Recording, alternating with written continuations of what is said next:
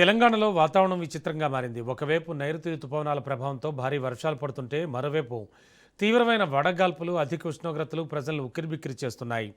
రాబోయే 2 రోజుల పాటు రాష్ట్రంలోని ఉత్తర, దక్షిణ, మధ్య తెలంగాణ జిల్లాల్లో ఉరుములు, మెరుపులతో కూడిన భారీ వర్షాలు కురిసే అవకాశం ఉందని హైదరాబాద్ వాతావరణ కేంద్రం హెచ్చరించింది. నైరుతి రుతుపవనాలు చురుగ్గా కదులుతుండడంతో రాబోయే 48 గంటలు అత్యంత కీలకమని అధికారులు తెలిపారు. ముఖ్యంగా నిజామాబాద్, జగిత్యాల, నల్గొండ, సూర్యాపేట, ఖమ్మం, రంగారెడ్డి జిల్లాల్లో మోస్తరు నుంచి భారీ వర్షాలు పడే అవకాశాలున్నాయని తెలిపారు.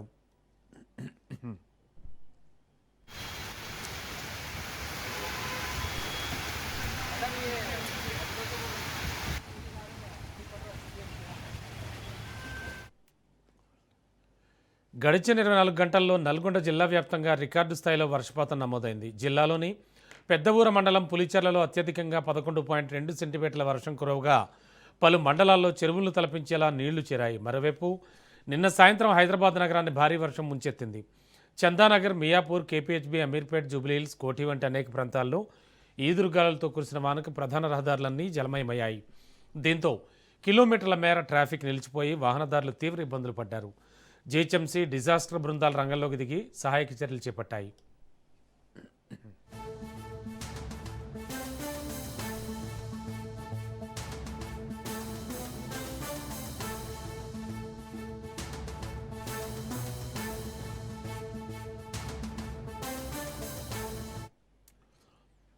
ఒకవైపు వర్షాలు ఊరటనిస్తున్నా మరోవైపు ఎండల తీవ్రత ఏమాత్రం తగ్గడం లేదు. నిన్న రాష్ట్రంలోని 16 జిల్లాల పరిధిలో 63 మండలాల్లో తీవ్రమైన వడగాల్పులు వీచాయి.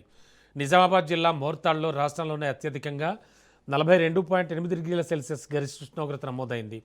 మరో 22 జిల్లాల్లో పగటి ఉష్ణోగ్రతలు 40 డిగ్రీలకు పైగానే కొనసాగాయి.